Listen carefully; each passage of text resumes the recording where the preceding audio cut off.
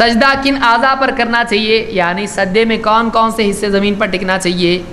اللہ کے نبی صلی اللہ علیہ وسلم فرماتے ہیں امرت ان اسجد علی 7 اعظم، مجھ کو 7 ہڈیوں پر سجدہ کرنے کا حکم دیا گیا ہے، علی الجبہۃ، پیشانی پر، واشار بیدہ علی انفہ، اور آپ نے اپنی انگلی سے ناک پر ہاتھ رکھ کے اشارہ کیا، پیشانی پر آپ نے زبان سے کہا اور ہاتھ سے اپنی ناک پر انگلی رکھی آپ نے، تو یہ کہا کہ یعنی پیشانی بھی ہے اور اس کے تابع کیا ہے، ناک بھی ہے۔ قول بھی لیں گے نبی کا، عمل بھی لیں گے۔ والیدین والرکبتین واطراف القدمین، اور دونوں ہاتھ اور دونوں گھٹنے اور اسی طرح سے دونوں پاؤں کی انگلیاں، واطراف القدمین، ولا نکفت الثیاب والشعر، اور ہم اپنے نہ کپڑوں کو سمیٹتے ہیں نماز میں اور نہ بالوں کو سمیٹتے ہیں۔ تو اس سے بات معلوم ہوئی کہ پیشانی، ناک، دونوں ہاتھ، ہتھیلیاں اور دونوں گھٹنے اور پاؤں کے پنجے، انگلیاں، ان سب کا زمین پر سجدے میں ٹکنا ضروری ہے۔ یہ بخاری اور مسلم کی حدیث ہے۔ دیکھیے ہمارے نبی نے کتنا تفصیل سے ہم کو بتایا کیسے نماز پڑھنا۔ سجدوں میں کوئی آدمی کہے گا ہاتھ ہے تو پھر کوہنیاں ٹکائیں کہ نہیں ٹکائیں؟ اللہ کے نبی صلی اللہ علیہ وسلم فرماتے ہیں اذا سجدت فضع کفیک وارفع مرفقیک، جب تو سجدہ کرے تو اپنی ہتھیلیاں زمین پر رکھ اور اپنی کوہنیوں کو اٹھا لے۔ اس حدیث کو امام مسلم نے روایت کیا ہے۔ اس سے معلوم ہوتا ہے کہ سجدے میں کوہنیاں زمین پر نہیں ٹکانا چاہیے۔ بعض لوگ یہ کہتے ہیں کہ عورتیں جب نماز پڑھیں تو اپنی کوہنیاں زمین پر ٹکائیں، پورا ایسا زمین پر۔ اس سے منع کیا گیا ہے، حدیث میں ہے کہ کتے کی طرح اپنے ہاتھوں کو زمین پر نہ بچھائے، کوہنیوں کو اٹھا لینا چاہیے۔ اور یہ مردوں کو یا عورتوں کو کسی ایک کو نہیں کہا گیا ہے، سب کو کہا گیا ہے۔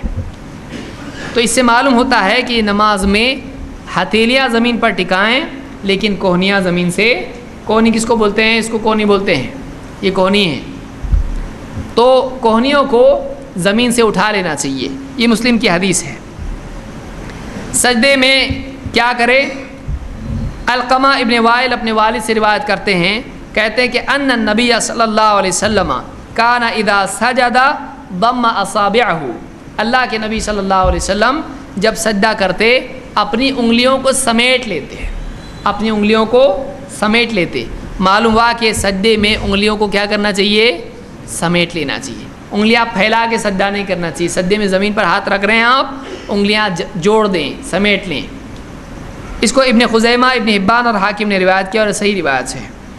اسی طرح سے سجدے میں اپنے بازوؤں کو اپنے پہلو سے جدا رکھنا چاہیے، اپنے سینے سے، اپنی کمر سے اپنے بازوؤں کو الگ رکھنا چاہیے۔ عبداللہ ابن مالک ابن بحینہ کہتے ہیں ان النبی صلی اللہ علیہ وسلم کان اذا صلی فرج بین یدیہ حتی یبدو بیاض ابطیہ، اللہ کے نبی صلی اللہ علیہ وسلم جب سجدہ کرتے اپنے دونوں ہاتھوں کو پھیلا دیتے یہاں تک کہ آپ کی بغل ہم کو دکھائی دیتی ہے۔ بغل، اس کو بغل کہتے ہیں۔ آپ چادر اوڑھ لیا کرتے تھے کبھی کبھی، تو پیچھے سے ہم کو آپ کی سجدے میں بغل جو حصہ ہے یہ دکھائی دیتا تھا، یعنی اتنا ہاتھ آپ پھیلاتے تھے۔ یوں نہیں ایک دم پھیلا کے ایک دم اس طرح سے سجدہ کرنا یہ ثابت نہیں ہے، بلکہ سجدے میں کیا کریں؟ ہاتھ پھیلا کے کریں۔ یہ بھی نہیں کہ دائیں کو بھی دھکا دے دیا، بائیں کو بھی دھکا دے دیا، چل ہٹ یہاں سے، میرا سجدے کا ٹائم آ گیا ہے۔ تو وہ نماز کے بعد کہے گا آپ تیرا جنازے کی نماز کا ٹائم آ گیا ہے۔ آپ نماز پڑھیں، اپنی ٹیریٹری میں پڑھیں، دوسرے کی ٹیریٹری میں آپ مت جاؤ۔ ایسی نماز آدمی نہ پڑھے کہ دوسروں کو تکلیف دے۔ اس کی اکیلے کی جو ہے نماز اپنے لیے ثواب اور دوسروں کے لیے عذاب بن جائے، ایسا نہیں ہونا چاہیے۔ تو بازوں کو الگ رکھے، لیکن اتنا نہیں کہ کسی کو جو ہے کان کو لگ رہا ہے، کسی کی جو ہے کمر پہ لگ رہا ہے اس کا ہاتھ، اور کیا تو بولے بھائی نماز ہے، پڑھنا ہے پڑھو، نہیں تو جاؤ، ایسا نہیں ہونا چاہیے۔ آدمی تھوڑا سا اتنا بھی نہیں پھیلے کہ یعنی دوسروں کو تکلیف ہو، اتنا بھی نہیں سمٹے کہ حدیث کے خلاف ہو۔ سمجھداری سے عمل کرنا، ایک دم جہالت کے ساتھ عمل نہیں کرنا چاہیے۔ سمجھداری کے ساتھ آدمی عمل کرے، وقار کے ساتھ عمل کرے، سب کو لے کے چلے، سنت بھی ادا ہو جائے، کسی کا دل بھی نہیں ٹوٹے اور اپنی دانت ہڈی وغیرہ بھی نہیں ٹوٹے، ایسا عمل آدمی کرے۔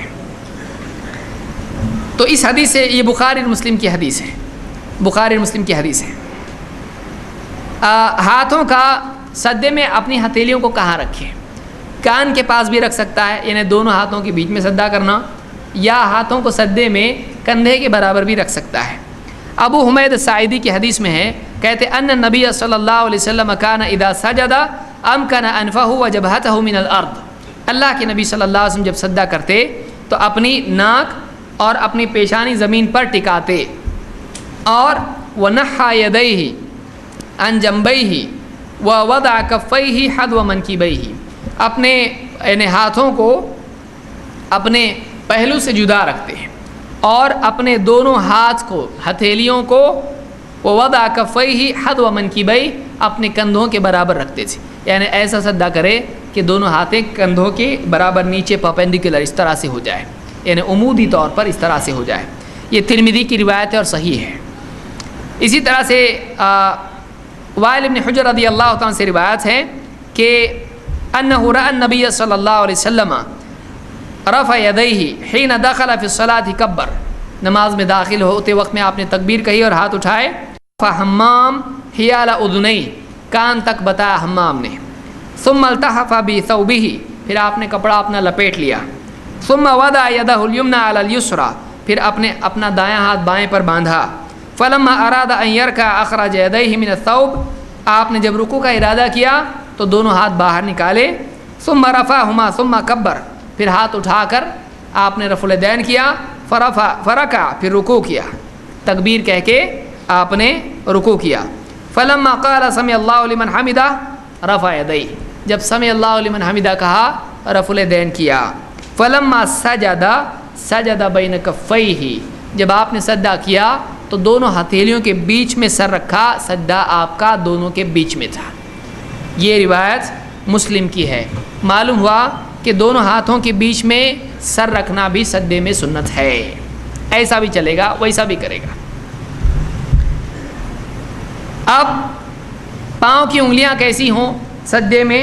ابو حمید الساعدی کہتے ہیں اللہ کے نبی صلی اللہ علیہ وسلم کی نماز ذکر کی اور کہا فَإِذَا سَجَدَ وَضَعَ يَدَيْهِ غَيْرَ مُفْتَرِشٍ وَلَا قَابِضِهِمَا، جب اللہ کے نبی صلی اللہ علیہ وسلم نے سجدہ کیا تو غیر مفترش ولا قابضہما، اپنے ہاتھوں کو نہ اپنے پھیلایا نہ ان کو بالکل سمیٹا، واستقبل باطراف اصابع رجلیہ القبلہ، اپنے پاؤں کی انگلیوں سے آپ نے قبلہ رخ کیا، یعنی آپ کے پاؤں کی انگلیاں سجدے میں کیسی تھیں کہ ساری پاؤں کی انگلیاں قبلے کی طرف فیس کرتی تھی، یعنی پاؤں ایسے نہیں ہونا چاہیے بلکہ ایسا ہونا چاہیے، سمجھ میں آ رہا ہے؟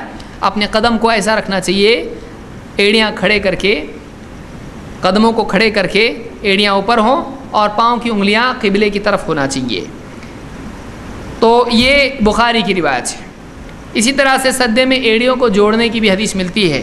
ایک روایت ہے جس میں حضرت عائشہ فرماتی ہیں اور ابو ہریرہ رضی اللہ عنہ سے بھی یہ روایت ہے، فقدت رسول اللہ صلی اللہ علیہ وسلم لیلۃ من الفراش فالتمست، کہ ایک رات میں نے اللہ کے نبی صلی اللہ علیہ وسلم کو نہیں پایا رات میں بستر میں، تو میں نے تلاش کیا، فوقعت یدی علی بطن قدمیہ وہو فی المسجد وہما منصوبتان، تو میں نے آپ کو دیکھا تو آپ کے قدموں پہ میرا ہاتھ پڑا، تو آپ کے قدم کیسے تھے؟ آپ مسجد میں تھے اور آپ کے دونوں قدم کھڑے تھے۔ اور ایک روایت میں ہے، یہ روایت ہے مسلم کی، ابن خزیمہ کی روایت میں ہے کہ فوجدتہ ساجدا راس ناقبیہ، کہ میں نے آپ کو دیکھا کہ آپ سجدے میں تھے اور آپ کی ایڑیاں جڑی ہوئی تھیں، سجدے میں آپ کی ایڑیاں جڑی ہوئی تھیں۔ یہ ابن خزیمہ، ابن حبان، حاکم اور بہقی کی روایت ہے۔ اس سے معلوم ہوا کہ سجدے میں ایڑیاں کھڑی کرنا چاہیے اور ایڑیاں جڑی ہوئی ہونا چاہیے۔ سجدوں کے درمیان کیسا بیٹھے؟ پہلے سجدے سے اٹھ کے بیٹھے تو کیسے بیٹھے؟ ابو حمید الساعدی کی روایت میں ہے وَيَفْتَحُ أَصَابِعَ رِجْلَيْهِ إِذَا سَجَدَ، جب آپ سجدہ کرتے تو اپنے پاؤں کی انگلیاں پھیلاتے، قدموں یعنی پاؤں کی انگلیاں پھیلاتے، ثم یقول اللہ اکبر ویرفع، پھر اللہ اکبر کہہ کے آپ اٹھتے، وَيَثْنِي رِجْلَهُ الْيُسْرَى فَيَقْعُدُ عَلَيْهَا، اپنا بایاں پاؤں بچھاتے اور اس پر بیٹھ جاتے، ثم یصنع فی الاخری مثل ذلک، پھر دوسرے میں بھی اسی طرح سے کرتے ہیں۔ تو معلوم ہوا کہ سجدے سے اٹھ کر کیسے بیٹھنا چاہیے؟ بایاں پاؤں بچھا کر اس پر بیٹھنا چاہیے، یہ سنت ہے۔ یہ ابو داؤد کی روایت ہے، اس کے علاوہ بھی روایتیں سلسلے میں آئی ہیں، یہ ایک روایت آپ کے لیے کافی ہے۔ بایاں پاؤں بچھا کے آپ اس پر بیٹھیں اور سیدھا پاؤں اس قدم اس کو کھڑا کریں۔